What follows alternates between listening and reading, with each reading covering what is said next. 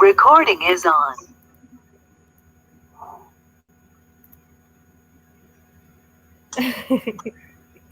Sí, no sé. En la noche no te estás viendo al techo diciendo, ¿qué hice hoy? ¿Qué realmente fue bueno el día de hoy? Ya terminó el día y ¿qué hice? Sentimiento de terminar una serie también. Dices, ¿y ahora qué hago? Ándale, sí, el mismo sentimiento. Ya terminó el día y llevo 30 años desperdiciando mi vida, ¿no? Y ni 30 tengo, ¿no? Ah, claro, esa también es buena.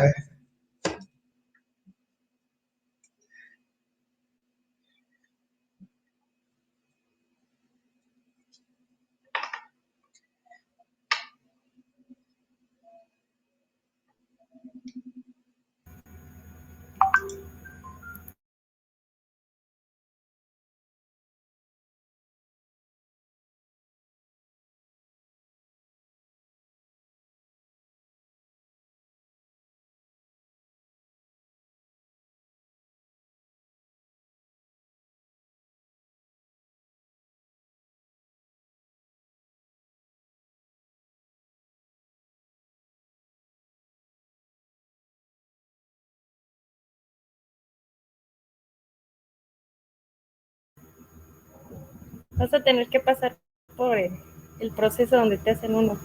Bueno, más bien donde te obligamos a hacer uno para que compartas.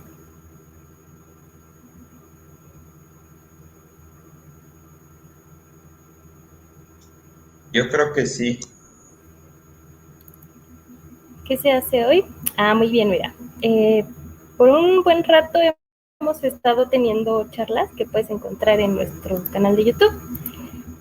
Son pláticas que los miembros dicen, yo quiero hablarles sobre esto y pues nos comparten ya sea una investigación o alguno de los artículos que tenemos en la página.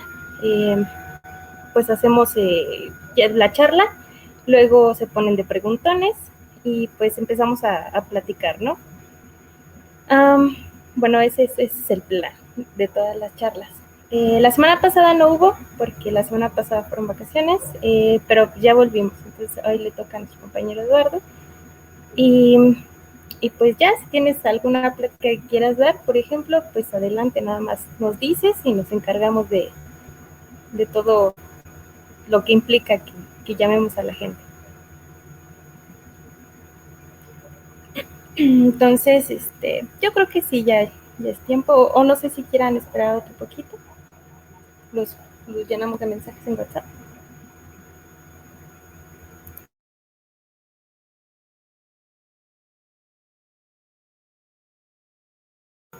Bueno, a ver, vamos a esperar tantito en lo que busco los links del YouTube y de la página. Como zumbidos.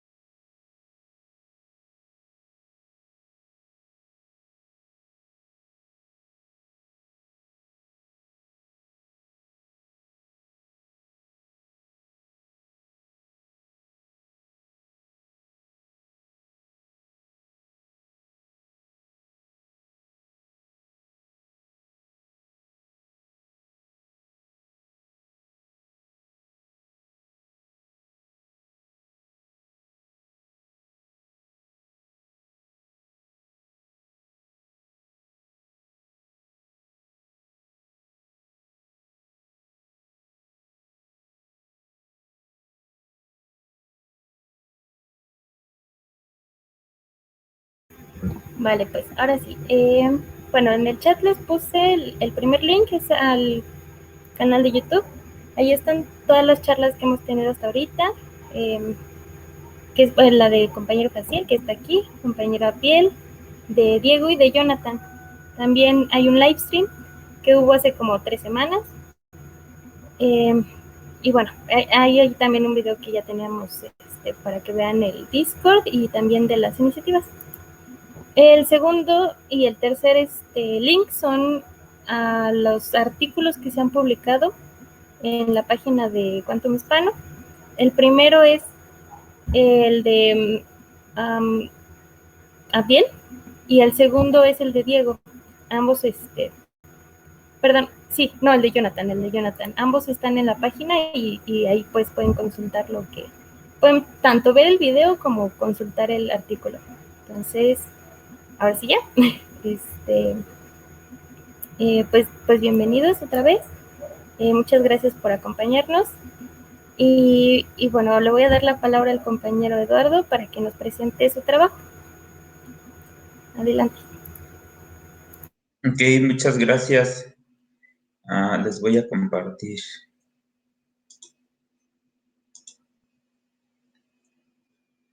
Listo. Creo que ya se ve, ¿verdad? Nada más confírmenme, por favor. Sí, ya se ve. Ok, muy bien. Bueno, pues, muy buenas tardes, muy buenas noches a todos. Buenas, hola. O buenas madrugadas también, ¿verdad? Pues a los que nos ven en otra hora. Pues bueno, mi nombre es Eduardo Casas y pues hoy les voy a presentar un poco de lo que estoy trabajando en mi maestría, que es pues respecto a los campos ópticos estructurados, ¿no? O como también se conoce como luz estructurada, ¿no? Entonces, actualmente, bueno, yo soy estudiante de maestría del INAOE y actualmente estoy haciendo una estancia en el CIO, ¿no? En el Centro de Investigaciones en Óptica. El orden de la presentación, pues es, bueno, la introducción, que vamos a ver qué es un campo estructurado, de dónde surgen los campos estructurados como una solución de la ecuación de onda. Les voy a poner un ejemplo. Este ejemplo es muy bonito, en particular para cómo vamos a generar de manera teórica unas de Matthew. Después, ¿qué es lo que se hace en un laboratorio para hacerlo, ¿no? De manera experimental? Las aplicaciones y, bueno, cuáles son las conclusiones que he obtenido a lo largo de este trabajo. Entonces, bueno, aquí les muestro una imagen de diferentes campos estructurados. Aquí, por ejemplo, podemos ver unas Gaussiano, unas de Bessel, ¿no? Aquí podemos ver un Laguerre-Gauss con diferente orden. Estos, por ejemplo, en particular, se conocen como haces estructurados vectoriales. Aquí vamos a dividir en dos tipos los campos estructurados. El primer tipo es el que se conoce como un haz escalar, que, por ejemplo, como haz escalar podemos tener un Hermite-Gauss que tiene esta forma o esta forma de aquí. Ajá. Y también podemos tener un haz vectorial.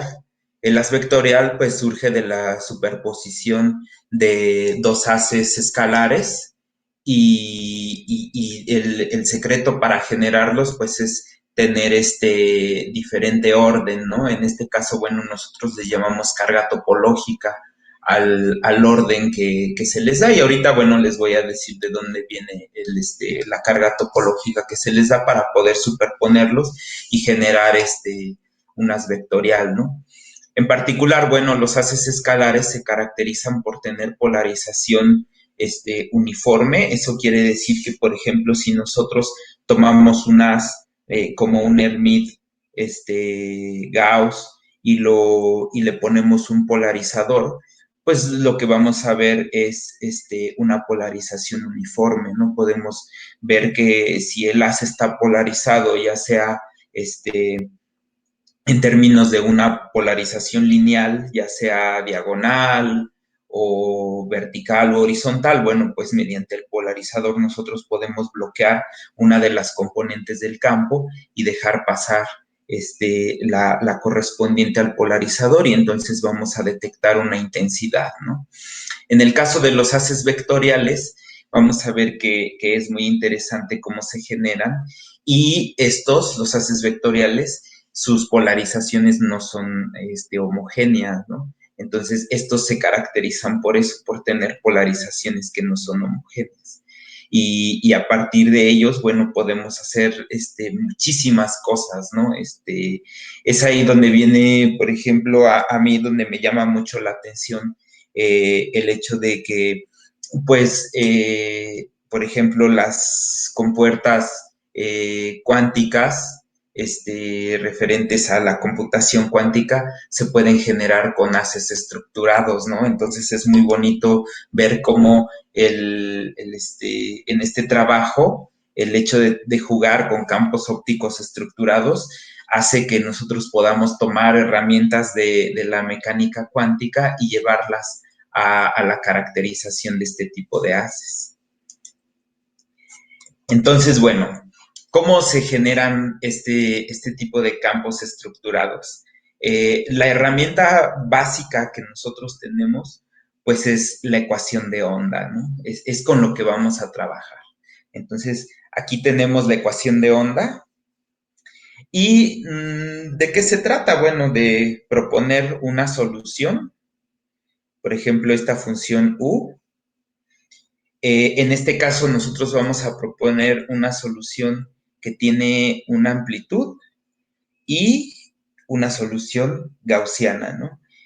¿Para qué? Bueno, es que nosotros, en el sentido ideal, nosotros podemos proponer que U tenga cualquier forma matemática, o bueno, en particular no cualquiera, ¿no? Sino más o menos nosotros vamos a saber qué tipo de solución es la que vamos a darle, ¿no? Dependiendo de las coordenadas en que queramos resolver nuestra ecuación de onda, ya sea cilíndricas, esféricas, cartesianas, polares, ¿no? Entonces, y vamos a obtener una serie de ecuaciones que nos van a llevar precisamente a las soluciones de la ecuación de onda, dependiendo de las coordenadas en donde nosotros propongamos nuestra solución, ¿no? Eso es en el sentido ideal. Para generar nosotros haces estructurados en un laboratorio, nosotros tenemos que partir de una solución gaussiana. ¿Por qué? Porque si nosotros lo hacemos en el sentido ideal, pues tenemos nuestro haz muy bonito que surge de la ecuación de onda, tenemos las soluciones y todo es interesante y bonito e ideal, porque lo que encontramos es que nuestro haz tiene energía infinita y se propaga de manera infinita. Pero en un laboratorio eso no sucede. En el laboratorio nosotros observamos que un haz, por ejemplo, si nosotros lo propagamos, pues el haz al propagarse va a tender a abrirse, ¿no? A ensancharse. Entonces, eso quiere decir, y a perder intensidad, eso quiere decir que no tiene energía infinita, ¿no? Entonces, lo que hacemos para generar los haces y llevarlos a un comportamiento un poquito más pegado a lo que es la realidad es meter el haz en una envolvente gaussiana. Y entonces así nosotros podemos generar nuestro campo estructurado con una envolvente gaussiana y lo que hacemos es utilizar un láser común como un helio neón de cualquier laboratorio de óptica, y ese va a ser el que vamos a utilizar como nuestra herramienta generadora, ¿no? de nuestro campo estructurado. Entonces, por ejemplo, si nosotros proponemos soluciones a la ecuación de onda en términos de coordenadas cartesianas, nosotros vamos a llegar a la ecuación de Hermite-Gauss. Y entonces, mediante los polinomios de Hermite, nosotros podemos generar este tipo de haces con esta forma. Si nosotros la resolvemos en coordenadas cilíndricas, nosotros podemos llegar a los polinomios de Laguerre y obtener un campo estructurado con esta forma, ¿no? Como anillos. y dependiendo del orden del polinomio, ya ven que los que quizá hayan trabajado con soluciones de la ecuación de onda, sino en sus clases de ecuaciones diferenciales, bueno, van a verlo, que por ejemplo la solución en términos de los polinomios de Laguerre, pues tiene dos índices, ¿no? El índice P y N, ¿no? Por ejemplo, ¿no? Entonces, para P le damos un valor, para N le damos otro valor, y entonces, dependiendo de esa combinación de órdenes, pues nos va a generar un cierto número de anillos en coordenadas cilíndricas, ¿no? Pero ahora hay otros haces que son más interesantes que surgen de coordenadas exóticas, ¿no? De resolver la ecuación de onda en términos de, por ejemplo, de coordenadas elípticas, o estos que están aquí que son muy interesantes en términos de coordenadas parabólicas, que son nuestros haces de Airy. Y al ratito les voy a hablar un poquito de los haces de Airy y por qué son tan importantes, ¿no? Entonces, estos son los haces de Matthew, y estos son los de Airy. Entonces, como les comentaba, una vez que nosotros proponemos nuestra solución en términos de una solución gaussiana y resolvemos nuestra ecuación de onda, nosotros tenemos que hacer una aproximación para poder pues llevar estos haces a nuestro laboratorio, ¿no? Eso quiere decir que nosotros vamos a resolver y vamos a tomar ciertas condiciones. En este caso vamos a resolverlo en el orden paraxial. Eso quiere decir que vamos a tomar como si el haz solo se propagara en el eje, en la dirección Z, pero va a estar contenida en una envolvente gaussiana, ¿no? Entonces es lo que les decía hace rato. Por ejemplo, cuando nosotros generamos o encendemos nuestro láser en el laboratorio, nosotros podemos ver que el láser se empieza a propagar y después de cierta distancia, bueno, se va a ensanchar, ¿no? Entonces, lo que vamos a hacer es tomar esta solución gaussiana como la envolvente de nuestro haz que vamos a generar, y entonces por eso nosotros le llamamos a nuestro haz estructurado, dependiendo del polinomio en donde hayamos resuelto nuestra ecuación de onda. Por ejemplo, si nos dio en términos de polinomios de Hermite, pues le llamamos Hermite-Gauss, ¿no? Eso quiere decir que nuestro haz va a tener una envolvente gaussiana, ¿no? Entonces siempre va a aparecer este término, ¿no?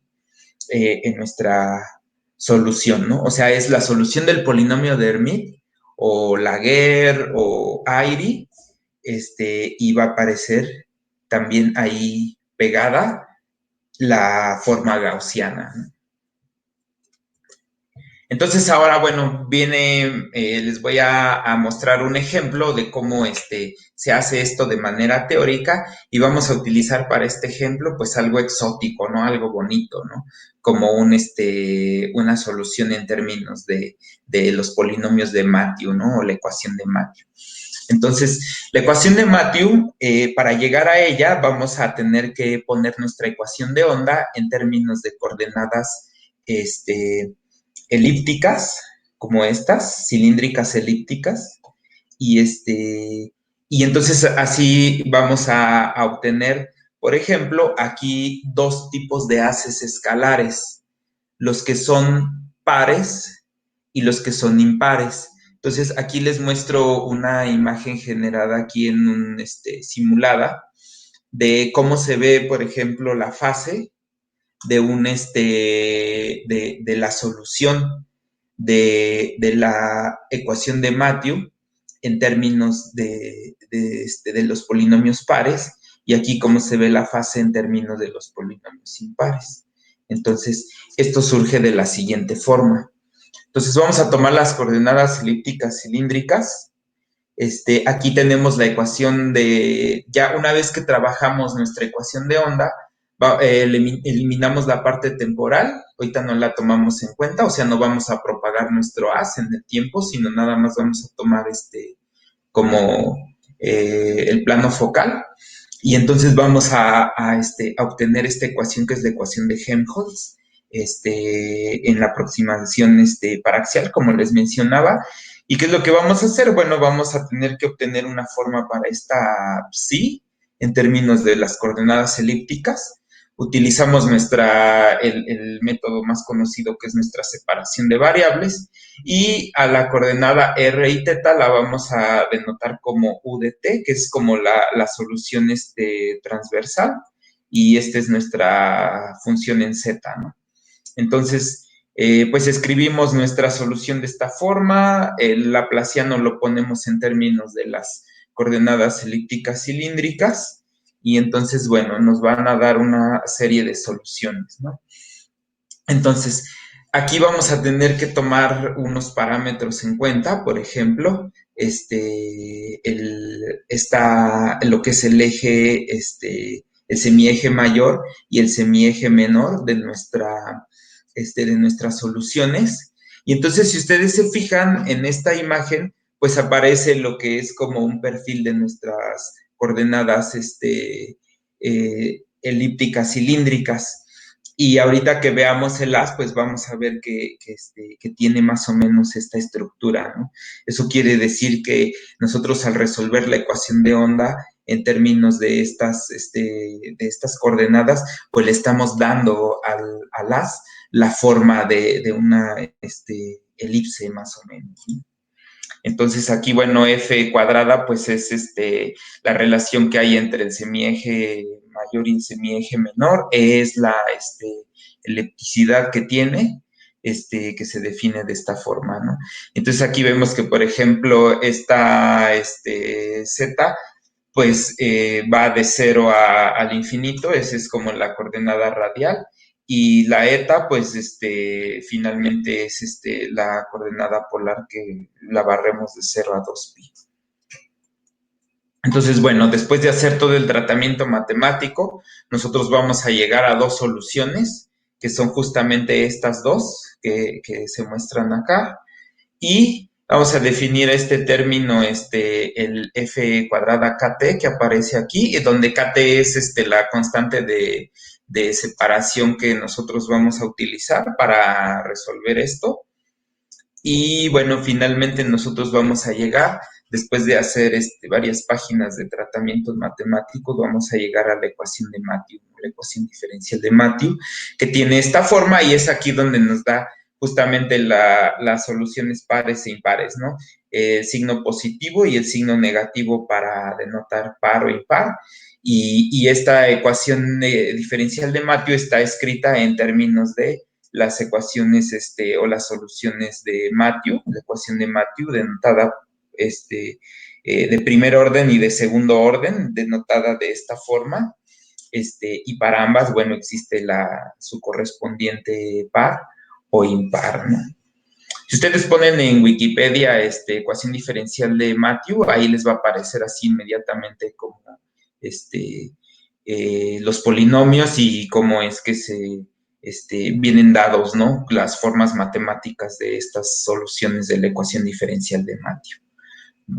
Entonces, bueno, hasta aquí lo que nos dice esto es lo que les comentaba hace rato, que si nosotros esto lo ponemos en términos ideales, sin tomar en cuenta lo que nos dice la naturaleza, pues podemos ver que la ecuación de onda resuelta en términos de la ecuación de Matthew, pues nos da pares e impares, y eso quiere decir que nuestro haz pues se propaga con energía infinita, ¿no? Y lo cual no sucede en la realidad.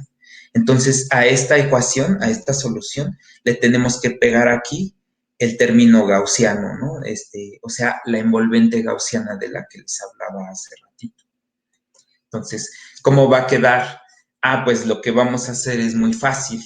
Lo único que vamos a tomar es que, como la solución gaussiana es solución de la ecuación de onda, pues únicamente ya ha demostrado que si nosotros multiplicamos nuestra ecuación de Matthew por la solución gaussiana, pues eso también es una solución de la ecuación de onda, ¿no? Ya está demostrado eso, ¿no?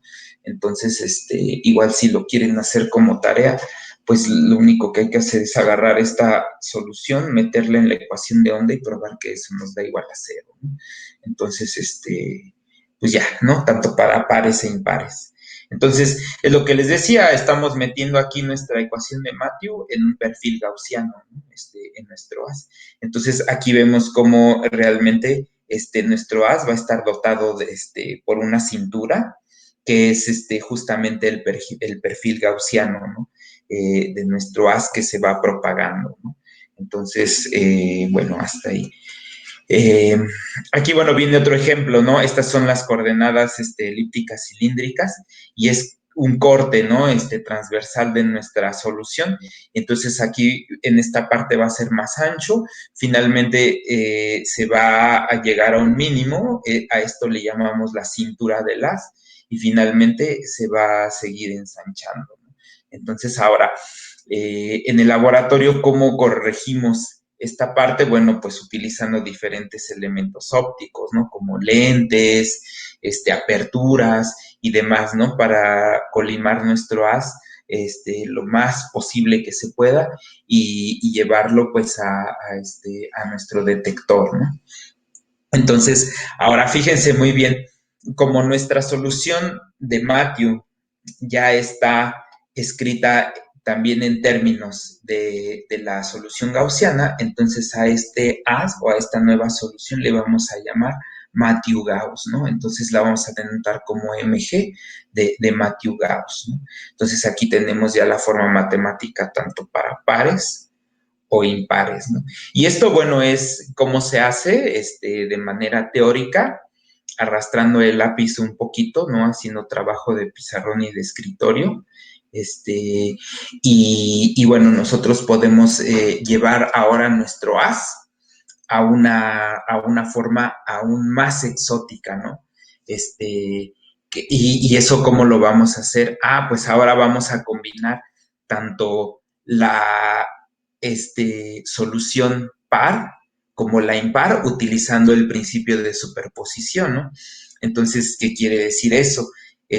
Como nuestra ecuación de onda acepta muy bien el principio de superposición, eso quiere decir que si tenemos dos ecuaciones que son solución, pues la suma de ellas también son solución. En este caso, nosotros vamos a tomar la solución par, la solución impar, las vamos a superponer y a una de ellas le vamos a dar aquí un orden complejo y entonces esto nos va a generar un poquito más exótico y más bonito, ¿no? A le vamos a llamar el helical Matthew Gauss, ¿no? Que surge de la superposición de ambas soluciones, ¿no? Y aquí, debido al signo que hay entre nuestras soluciones de Matthew, para pares e impares, pues va a existir una combinación entre ambas y también vamos a obtener una helical Matthew, tanto par como impar, escrita de esta forma, ¿no? Entonces, bueno, ahí está. Ahora, vamos a lo que sigue. Si se fijan, bueno, aquí tenemos es un ejemplo de cómo se vería, por ejemplo, la solución par, que nos daría una estructura de esta forma. Y acá del otro lado, bueno, tenemos la impar. Nosotros para generar un helical Matthew lo que hacemos es sumar ambas soluciones y nos va a dar una estructura o unas que tiene este perfil. Se fijan, esto ya se acerca más a la solución que se propuso en un inicio, que es una solución en términos de una geometría o las coordenadas cilíndricas elípticas. Entonces ahora esto lo vamos a extender un poco más allá, ¿no? Al principio yo les hablé que existen dos tipos de haces o de campos estructurados, ¿no? El primero, si ustedes recuerdan, pues es el campo estructurado que tiene que ver con los haces escalares, ¿no? Y después les mencioné, esos tienen polarización uniforme. Y después les mencioné que también existen los más bonitos, en particular a mí me gustan mucho los haces vectoriales, que surgen de la superposición de dos haces escalares, pero con diferente carga topológica, ¿no? Entonces, ahorita vamos a ver a qué se refiere la carga topológica. Entonces, si nosotros superponemos dos haces escalares, nosotros podemos generar un haz vectorial. Esta ecuación que vemos aquí es la forma más general de construir un haz vectorial.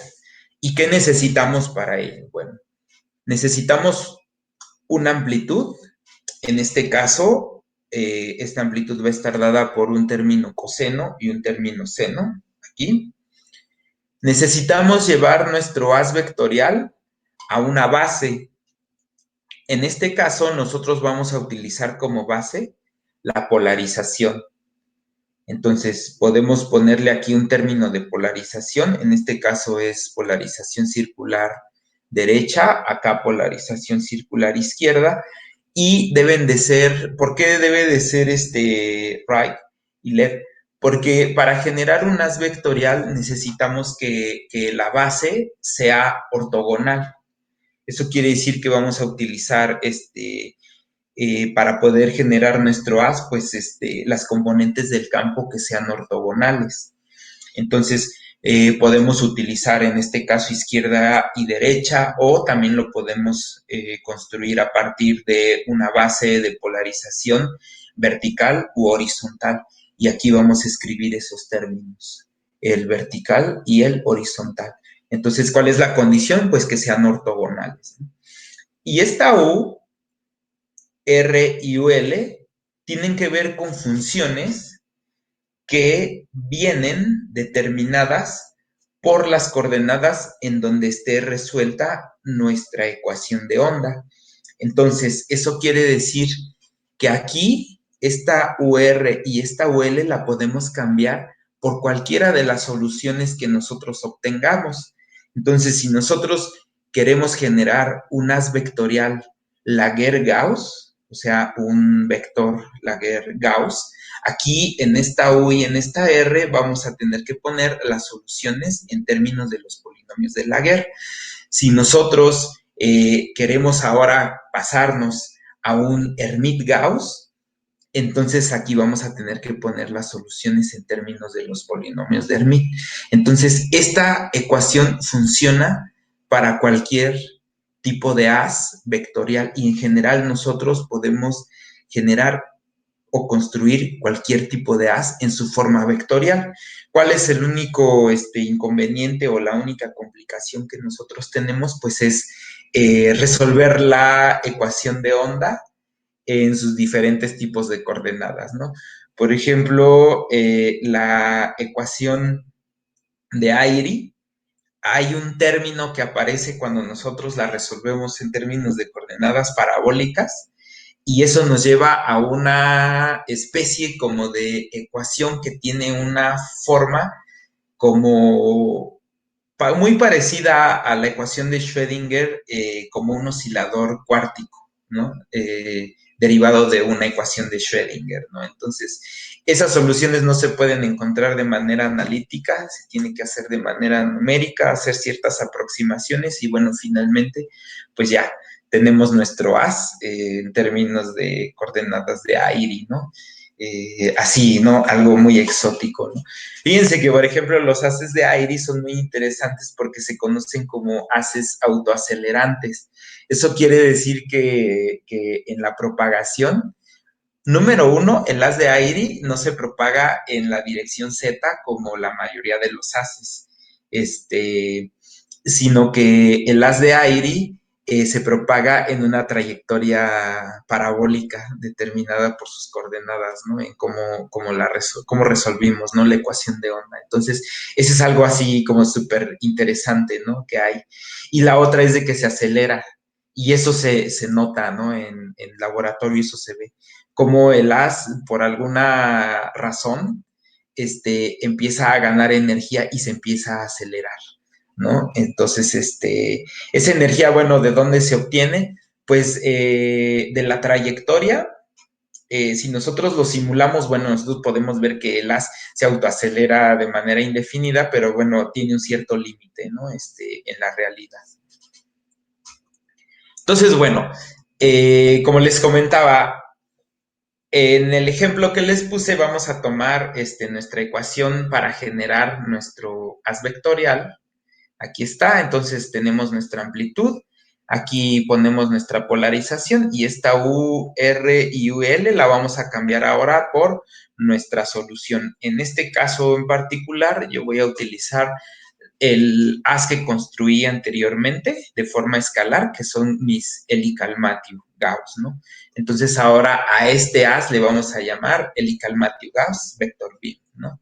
HMGB, ¿no? Y ya es un haz vectorial. Si se fijan, aquí tiene nuestro término de amplitud, aquí tiene el término de las polarizaciones que voy a utilizar en la base circular, izquierda o derecha, y aquí tenemos nuestra solución en términos de los haces de Elikal-Matthew-Gauss, ¿no? Tanto el even como el odd, de orden par o impar. Entonces, si se fijan, por ejemplo, aquí en esta imagen tenemos un haz escalar cuya polarización es uniforme. El naranja quiere decir que es polarización circular derecha. El verde es que tiene polarización circular izquierda. Eso quiere decir que si nosotros hacemos pasar el haz por un sistema óptico, en este caso, para poder medir la polarización circular derecha o izquierda, esta primero la vamos a tener que meter en una placa retardadora, porque de manera directa no podemos medir o sea, no hay un instrumento óptico ni un sensor que nos mida la polarización izquierda o derecha, pero sí lo que podemos hacer es medirla de manera indirecta. ¿Cómo lo hacemos? Bueno, lo metemos en una placa retardadora. La placa retardadora lo que va a hacer es cambiar la polarización derecha, la va a convertir en polarización lineal, en este caso horizontal, y esta la va a convertir en polarización vertical. Entonces, ahora sí, nosotros ponemos un polarizador al frente, lo rotamos, y entonces podemos ver que va a haber un cambio de intensidad. Va a medir intensidad dependiendo de la componente de polarización que esté dejando pasar, ¿no? En este caso. Y bueno, estos dos haces son escalares, y yo les había comentado que ¿qué necesitamos para generar un haz vectorial? Bueno, necesitamos superponer dos haces escalares. ¿Y cuál es la característica de nuestro haz vectorial? Pues que tienen polarizaciones no uniformes. Entonces, si se fijan, aquí en esta imagen aparece nuestro haz vectorial en términos de las soluciones de Elikal-Matthew-Gauss, y se fijan, son polarizaciones lineales pero no uniformes. Por ejemplo, aquí hay una diagonal, aquí hay una que pareciera como vertical, pero está un poquito rotada, aquí hay algo parecido a una horizontal, y así, ¿no? Entonces, si nosotros vamos midiendo como cada uno de los, de las secciones de este nuevo haz, pues vamos a encontrar que tiene polarización no uniforme, ¿no? En este caso. Entonces, bueno, aquí está como una representación general, y ahora algo muy interesante de esto es que nosotros podemos representar los haces vectoriales, tanto escalares como vectoriales, en una esfera de Poincaré de alto orden, incluso esto llevarla a una esfera de Bloch, ¿no? Entonces, al hablar de una esfera de Poincaré o de Bloch, entonces ya nos acercamos un poquito a lo que hemos ido aprendiendo, ¿no? En nuestro acercamiento a la computación cuántica, ¿no? En donde los estados se representan a través de una esfera de Bloch, y nosotros podemos acceder mediante una representación de un qubit a los diferentes estados, ¿no? de nuestro qubit representado en una esfera de Bloch, ¿no? Entonces podemos ponerlo, por ejemplo, en esta posición, haciendo una variación de las amplitudes y de la fase intramodal que hay entre ellos, ¿no? Entonces, lo que estamos haciendo es rotar o movernos ya sea en el ecuador o movernos sobre uno, en este caso vamos a llamarle como si fuera nuestro meridiano, ¿no? Así, por llamarle así, ¿no? Dentro de nuestra esfera, ¿no? Entonces, lo que estamos haciendo es que vamos a mapear nuestro haz vectorial sobre una esfera de Poincaré. Y entonces aquí es donde viene esa conexión que yo les comentaba, ¿no? Sumamente interesante, ¿no? En donde vamos a poder nosotros acceder a los diferentes estados a través de nuestra esfera de Poincaré, o también la podemos llevar a una esfera de Bloch, ¿no? No hay ningún problema, ¿no? Así la podemos mapear. En este caso, bueno, nosotros utilizamos la esfera de Poincaré porque la esfera de Poincaré está representada en términos de estas S, que son los parámetros de Stokes. Y estos parámetros de Stokes lo que hacen es medir como la intensidad de la polarización, ¿no? Si nosotros la llevamos a una esfera de Bloch, bueno, entonces en la esfera de Bloch lo único que estamos haciendo es construir esta ecuación, llevarla a la forma de un qubit, y entonces ahora ya nos estamos cambiando ahora de un espacio, ¿no? A un espacio de Hilbert para poder dotar nuestra representación matemática con todas las características que nos permite un espacio de Hilbert, ¿no? Y entonces ahora, en lugar de que nosotros juguemos con un Helical-Matthew, ahora vamos a jugar con un Helical-Matthew, pero dotado de las propiedades de nuestro espacio de Hilbert, y lo vamos a mover en nuestra esfera de Bloch, ¿no? Entonces, y vamos a acceder a los diferentes estados que nosotros aquí los representamos como polarizaciones, ¿no? Entonces, bueno, ¿qué sucede ahora y cómo llevamos esta teoría a un laboratorio, ¿no? Entonces, pues vamos a ponernos a jugar con espejitos y cosas así, ¿no? Entonces, fíjense muy bien. Este es el arreglo que yo estoy utilizando. Hay diferentes tipos de arreglos. Este es el que ahorita nos está ayudando mucho, porque es más estable. Nosotros podemos utilizar arreglos, por ejemplo, construir un interferómetro de Mach-Zehnder. El problema de un Mach-Zehnder es que cuando apenas si respiras, aunque traigas el cubrebocas dentro del laboratorio, careta y cubrebocas, pues la mínima perturbación hace que esto se mueva horrible, ¿no? Entonces, este arreglo, pues, es más estable. Puedes estar escuchando música y platicando sin ningún problema, y no, es muy, muy estable, ¿no? Y no hay ninguna, algo agente externo que nos meta ruido aquí, ¿no? Entonces, ¿qué necesitamos? Bueno, un láser. Aquí vamos a tener que expandir un poquito nuestro láser. Aquí, en particular, yo estoy utilizando un helio neón. Vamos a tener un modulador. En este modulador es donde yo voy a proyectar mi holograma, y el holograma lo voy a construir a partir de las soluciones dependiendo de las que quiero generar, ¿no? Entonces, lo que hago es agarrar el MATLAB, poner generar o construir la gráfica de la solución. Vamos a suponer que yo quiero construir un Hermite-Gauss. Entonces, voy a poner en el MATLAB las soluciones del Hermite-Gauss. A esto le voy a dar lo voy a superponer con una rejilla de difracción. Eso quiere decir que aquí le voy a poner como rayitas. Y nuestro modulador, pues, es un elemento que está hecho, es una pantalla, una vil pantalla de cristal líquido, que lo único que hace es mover los cristalitos, de modo que me va a generar un patrón con estas escalas de grises. Entonces, cuando nuestro haz pegue aquí en el holograma, el haz lo que va a hacer es reflejarse. Voy a tomar el primer orden de difracción, que es el que tiene, en este caso va a tener la siguiente intensidad mayor, y lo voy a hacer pasar aquí por una serie de otros elementos para filtrarlo, y finalmente lo voy a llevar a este interferómetro, y aquí es donde lo voy a detectar, ¿no? Lo voy a medir. Entonces, el modulador es lo que me va a ayudar a generar nuestro campo estructurado, ¿no? Entonces, bueno, ese es el esquema. En la realidad esto se ve así. En los laboratorios de óptica siempre hay un relajo y mil gente haciendo cosas.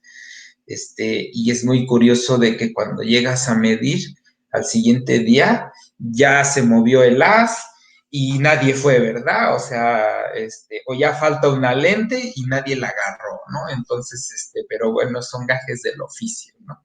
Entonces, este es así como se ve, aquí está nuestro láser, acá está nuestro modulador y aquí está el interferómetro que estamos utilizando, ¿no?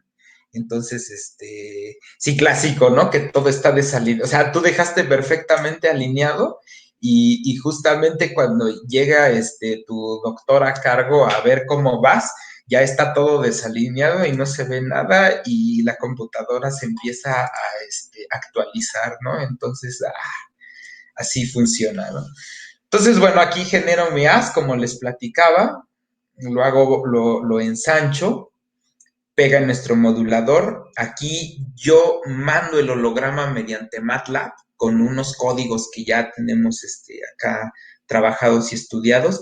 Esto es lo que va a estar en la pantalla del modulador. Son las rejillas de difracción y la solución. En este caso aquí estoy utilizando un Laguerre-Gauss, ¿no? Entonces, tengo que mandar dos hologramas. Por ejemplo, aquí estoy utilizando un holograma que podría ser como el helical Matthew, que podría ser el par, y el otro el impar, para que al superponerlos en el interferómetro, pues se genere mi haz vectorial, ¿no? Entonces aquí con la compu yo mando al modulador el código que me genere justamente este holograma, y entonces cuando el haz venga de regreso del modulador, ya va a llevar esta información. En el caso del azul, pues va a ser con una carga topológica, vamos a ponerlo positivo, el otro negativo, y entonces los voy a filtrar aquí con ciertas, los voy a colimar y los voy a filtrar con unas lentes y unas ciertas aperturas, los voy a llevar a este divisor de haz, a estos espejos, y aquí los voy a superponer, ¿no? Los voy a interferir, y aquí es donde voy a estar midiendo las propiedades, o voy a estar caracterizando mi haz, ¿no? Entonces aquí con el CCD yo puedo cambiar estos elementos por polarizadores, un polarizador, por ejemplo, diagonal, un polarizador vertical, horizontal, y todo eso lo voy a ir detectando aquí en mi CCD, y es así como puedo yo observar o caracterizar qué tipo de haz es el que estoy generando, y finalmente, bueno, estudiando cada una de estas propiedades puedo ver experimentalmente a qué lugar de la esfera de Bloch o de Poincaré estoy teniendo acceso, ¿no? Ya sea al ecuador, cuando tengo haces vectoriales completamente puros, ahí me estoy moviendo en el ecuador específicamente de mi esfera, o cuando tengo haces completamente escalares, estoy en alguno de los polos. Entonces, si se fijan, es llevar la teoría de nuestros qubits con luz estructurada, ¿no? Entonces, bueno, es así como lo puedo hacer en un laboratorio. Hay diferentes tipos de arreglos, unos más estables, otros menos. Este es el que estamos utilizando en particular aquí en el CIO. Y por ahí hicimos otros, pero pues nos generaban haces bastante feos, ¿no? Entonces, este es el que más nos ha traído, pues en cuanto a eficiencia, el mejor, ¿no? Hasta ahorita, ¿no? Entonces, bueno, ahora vamos a ver qué otras aplicaciones podemos tener, o esto para qué rayos nos va a servir, ¿no? Entonces, bueno, yo les mencionaba hace rato que ahora vamos a jugar un poquito con la representación que tenemos para haces vectoriales en general, pero ahora la vamos a llevar a un modo qubit, ¿no? Entonces, si se fijan, bueno, no hay mucha diferencia, ¿no? ¿Cómo construimos un qubit? Pues con unas amplitudes. Este término que está aquí, que hace rato era nuestra fase intramodal, phi, pues que es donde barre, ¿no? Barre en el ecuador ¿no? O mueve nuestro qubit alrededor de la esfera, ¿no? Estas amplitudes con este teta lo que hacen es movernos sobre el meridiano, y entonces aquí en la UR y en la UL, pues es donde van a estar aquí determinados nuestras soluciones, ¿no? Entonces, si se fijan, no hay mucha diferencia, ¿no? En particular, aquí ya estamos utilizando la notación de Dirac para que ahora sí se parezca a lo que nosotros conocemos. Y entonces lo único que hice fue agarrar aquí el término de polarización y ponerla en términos de un ket, y finalmente sigue siendo lo mismo, ¿no? Aquí en la UR, bueno, vamos a poner nuestras soluciones que ya sabemos de dónde salen, de la solución de la ecuación de Helmholtz, y listo, ¿no? Ya tenemos ahora un qubit, pero construido a partir de unas vectorial, ¿no? Y es prácticamente lo mismo, ¿no? Entonces, ahora, hay algo muy interesante.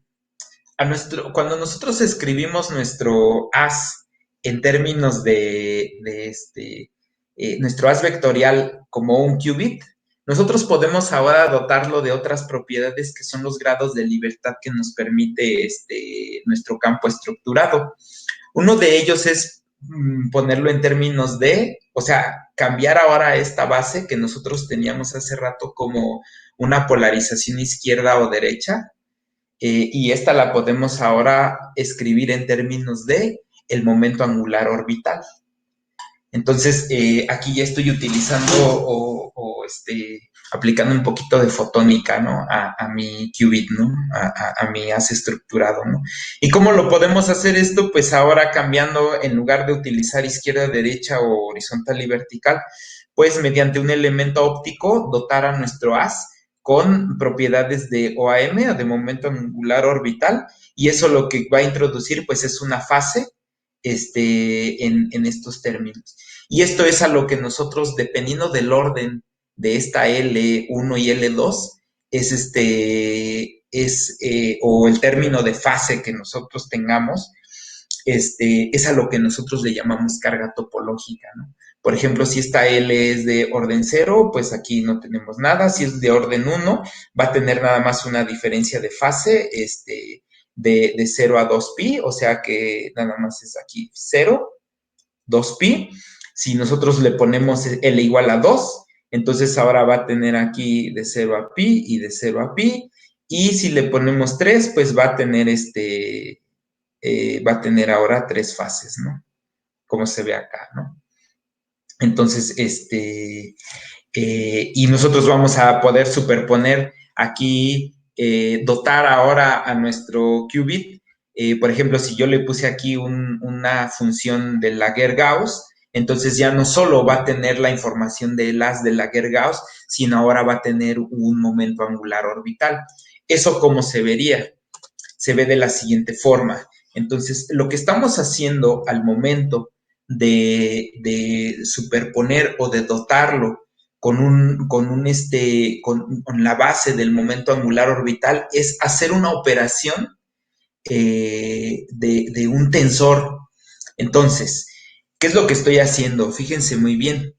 Estoy agarrando mi esfera de Poincaré en términos de polarización vertical, horizontal, diagonal o antidiagonal, izquierda o derecha, y le estoy aplicando el producto tensorial con el momento angular orbital. Entonces, al momento de hacer la operación o el producto tensorial, eso nos va a llevar a una esfera de Bloch de alto orden, en donde ahora voy a tener en el ecuador, en lugar de tener las componentes de polarización como se ve en estas esferas de Poincaré, ahora voy a tener en mi esfera de Bloch, ya moviéndome o construyendo un qubit o un estado qubit a partir de estos haces estructurados, los voy a llevar ahora a un estado vectorial, pero en donde al moverme yo a partir del ecuador, pues puedo encontrar las diferentes polarizaciones no homogéneas de mi haz vectorial. Por ejemplo, aquí hay uno radial. Si yo cambio la fase intramodal o esa exponencial y phi, ahora lo llevo, por ejemplo, a pi en mi esfera de Bloch, entonces ahora lo que voy a construir es ahora un haz que tiene una simetría azimutal, o estas que son como espirales, ¿no? Y si yo me muevo en un estado intermedio, pues puedo encontrar estructuras más exóticas en donde son entre unas escalar y unas vectorial, pero ahora escrito en forma de un qubit, ¿no? Si se fijan, aquí está, nosotros pues aquí le ponemos un más y un más y un menos, y entonces estamos trabajando ahí como con una especie de una compuerta de Hadamard, ¿no? Muy parecida a ella, ¿no? Solo que ahora en lugar de ponerle un más y un menos, ahora yo estoy trabajando en lugar de la de Hadamard, pues estoy utilizando R y L, que son el término de polarización y de momento angular orbital, pero finalmente si yo utilizo un instrumento óptico para poder medir esto, puedo construir una compuerta de Hadamard a partir de elementos ópticos, ¿no? O sea, por ejemplo, unos polarizadores y mi modulador, mi modulador espacial, ¿no? Que es el que le mostré, donde yo puedo construir mis hologramas, ¿no? Entonces aquí, bueno, es prácticamente como si estuviera yo jugando con mis estados cuánticos, pero con haces, ¿no? Con lucecitas, ¿no? Entonces, bueno, es aquí lo que les decía, con qué instrumentos ópticos son con los que puedo yo pasar de uno a otro. Bueno, una de ellas son nuestras Q-plates, que son una serie son muy parecidas a las lentes, pero están rayadas, tienen así como estas formas. Entonces, lo único que hace una Q-plate es que, bueno, cuando yo genero mi haz a partir de esta fuente, en este caso la hago pasar aquí por una fibra, el haz inicial o nuestro estado inicial va a tener polarización o va a estar escrito en términos de polarización horizontal y vertical. Al pasar a través de este elemento, estas polarizaciones van a cambiar de circular izquierda o derecha, y cuando yo lo pase a través de esta Q-plate, lo que voy a hacer es ahora agregarle el término de momento angular orbital, o sea, hacer el producto tensorial entre estos dos elementos y generar algo así. Actualmente, bueno, ya no se hace con las Q-plates, o sea, necesitaría yo tener una Q-plate con un rayado diferente para cada haz que yo quiera generar. Pero ahora, ¿cómo se hace? Pues se hace a partir de un modulador, o sea, yo al modulador con MATLAB le puedo dar yo el rayado que yo decida, ya sea darle mayor número de círculos concéntricos, o darle yo aquí estructuras exóticas, y eso le va a agregar justamente el momento angular orbital a mi haz resultante, ¿no? Entonces, por ejemplo, esto es lo que sucede, ¿no? Quizá esta ecuación ya nos tiene más sentido, ¿no? Lo que estoy haciendo es el producto tensorial entre la base de polarización, que hace rato la pinté como una esfera, ahora entre la base de nuestro momento angular orbital, y entonces eso me va a generar un estado híbrido con, no solo con polarización, sino también con momento angular orbital, ¿no? Que son como estos espaguetis o estas sopas, estos fusilis que se ven aquí. En este caso tiene un -2 y un +2, ¿no? Con cargas topológicas diferentes, ¿no? Que es lo que les comentaba hace ratito, ¿no? Entonces, bueno, aquí hay otro ejemplo, ¿no? Del estado híbrido, de qué es lo que estoy haciendo, es agregarle un momento angular orbital. Y entonces, bueno, ahora, ¿esto para qué rayos nos va a servir? Pues es muy interesante, porque fíjense muy bien, existen unos elementos que son estos prismas Dopf, que lo que hacen es que, bueno, cuando yo ya generé mi estado híbrido y ahora lo hago pasar a través de un prisma Dopf, el prisma Dopf lo que va a hacer es reflejar el haz en alguna de sus paredes, y lo que va a hacer es cambiar de un estado de polarización, digo, de un estado de momento angular orbital, ya sea izquierda, ahora lo va a cambiar a derecha, ¿no? O viceversa, pero va a mantener, en este caso, estas bases de polarización, ¿no? Aquí si yo le pongo adelante una placa retardadora, bueno, puedo cambiar entre circular a lineal, ¿no? Entonces, ¿Esto para qué nos sirve? Para estudiar justamente lo que yo les mencionaba, que son hacer compuertas con luz estructurada. Entonces, una vez que yo las genere, bueno, ya pongo un PVS, divido mi haz y puedo yo aquí hacer ciertas mediciones, ¿no?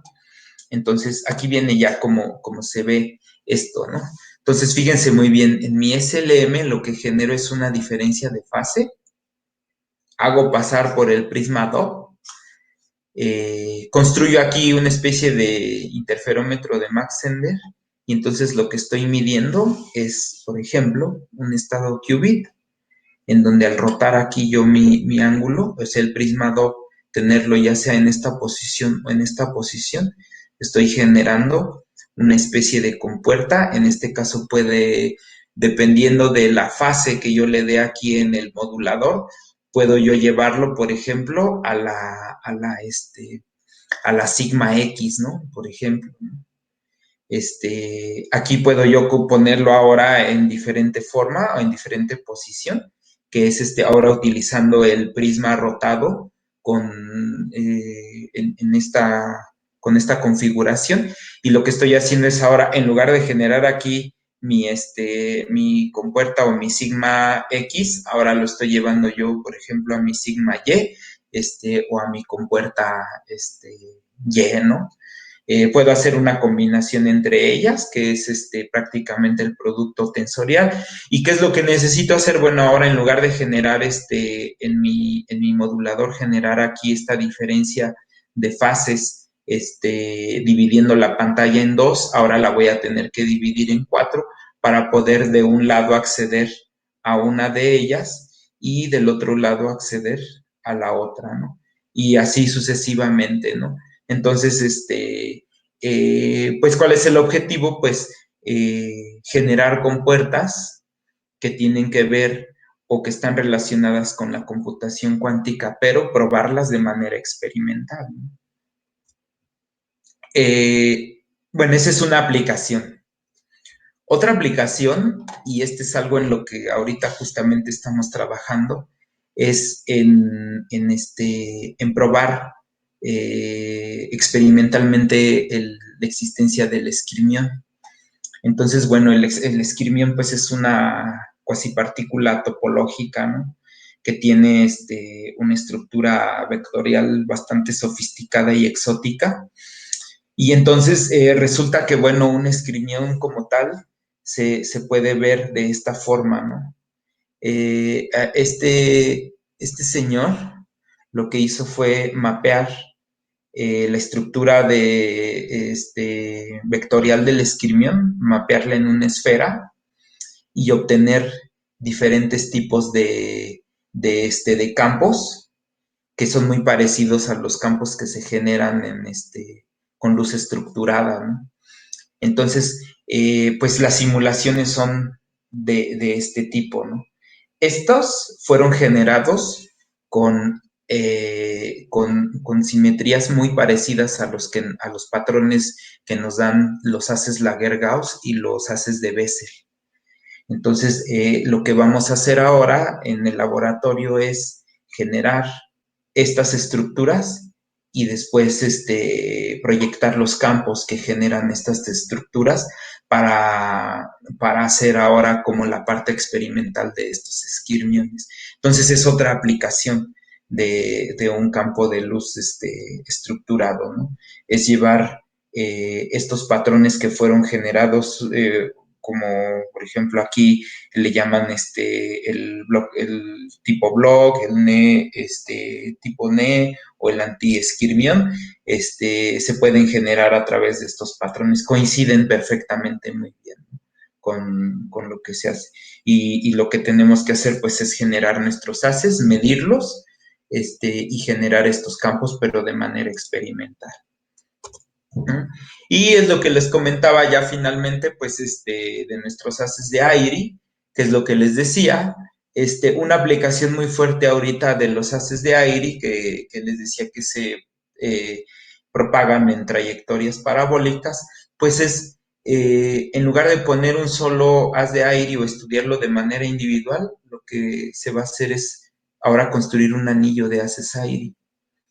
Y no sé si ustedes en algún momento, yo creo que sí, hayan escuchado hablar de las optical tweezers, ¿no? De las pinzas, que sirven para atrapar partículas, ¿no? Y manipularlas. Resulta que como estos haces de AIRI se pueden autoenfocar por la forma parabólica en cómo se propagan, eso nos funciona muy bien para poder hacer atrapamiento de partículas con haces AIRI autoenfocantes, ¿no? O pinzas ópticas autoenfocantes. Ahorita, bueno, se está trabajando en lograr construir estos anillos y poder llevarlos ya como tal a un dispositivo que nos permita tener un buen control de ellos, ¿no? Entonces, bueno, pues, ¿qué sigue o cuáles son las conclusiones? Pues hay mucho trabajo que hacer en este campo. A mí en lo particular, uno de los objetivos que tengo, aparte de hacer mi tesis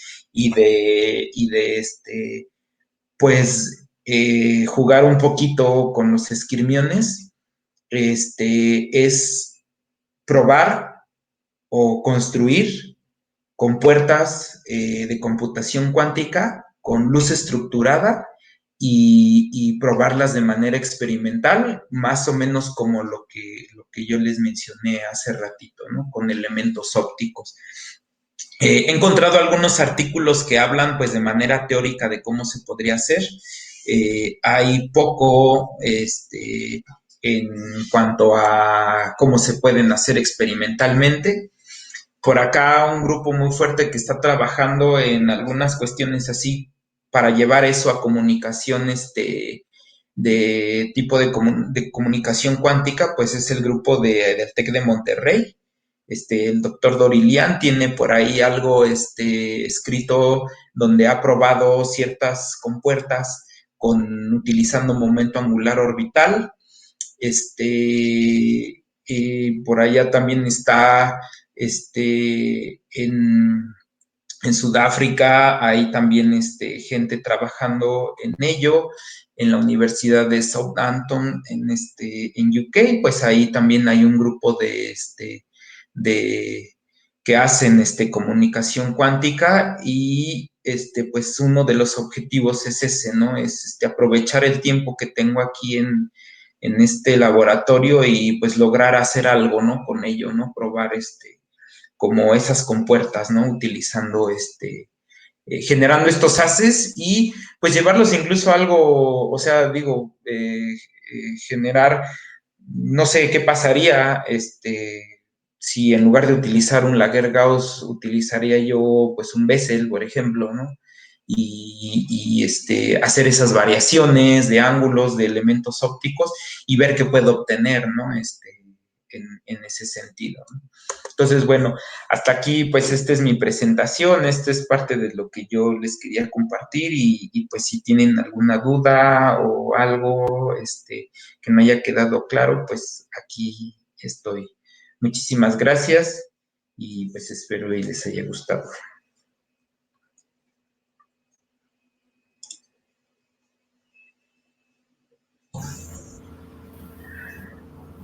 Muchas gracias, Eduardo. Bueno, primero Alejandro quiere, bueno, ya está en el chat, quiere felicitarte por tu presentación. Y me parece que Jaciel, no sé si levantó la mano por accidente. Sí. Bueno, a ver, Jaciel, te damos la palabra. Hola Eduardo, muchas Sí. felicidades por tu trabajo. La verdad es que trabajar con cuestiones experimentales es bien complicado. Muchas felicidades. Y mi pregunta es más ¿cuál es la relación o en qué afecta la carga topológica a un qubit? Bueno, es que nosotros al variar la carga topológica o al darle o a dotar nuestro qubit de un, por ejemplo, en esa expresión que por ahí mostré, nosotros al modificarla, pues podemos tener acceso a a diferentes estados de nuestra esfera. Mira, a ver.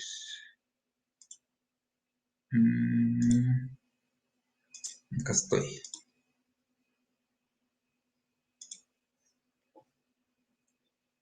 Ahí está. Entonces, por ejemplo, como nuestro qubit va a estar escrito de esta forma, nosotros al ponerle aquí, por ejemplo, ya una carga topológica, por ejemplo, L con -2 o L2 y L-2, lo que estamos haciendo es acceder a uno de los estados podríamos decir, ¿no? Como un estado cuántico, de diferente orden dentro de nuestra esfera de Bloch, ¿no? Entonces, la carga topológica nos genera un orden diferente o un estado diferente, ¿no? Y ese lo podemos, no sé, por ejemplo, medir aquí o medir por acá, y eso depende de los ángulos que nosotros estemos utilizando para teta y para phi, ¿no? Entonces, por ejemplo, nosotros si le damos L igual a 5 y L igual a -5, pues entonces estamos accediendo a un estado diferente, ¿no? Es como por ejemplo, en un oscilador armónico, nosotros vemos que al utilizar un número cuántico es como llevar nuestro oscilador a un nivel de energía de mayor o de menor, ¿no? En este caso, nuestro estado dentro de esta esfera, pues lo estamos llevando a un estado de mayor o de menor nivel, ¿no? Vamos a ponerlo así, como si fuera una especie como de nivel de energía, ¿no? No sé si con eso quede un poquito más claro. Sí, muchísimo, muchas gracias. Gracias. Sí, gracias. No sé, ¿alguien más?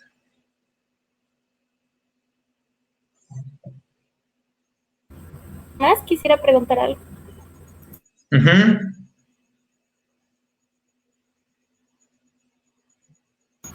Creo que no, por ahorita no, pero sí, bueno, yo pienso que deberías publicar un artículo con nosotros.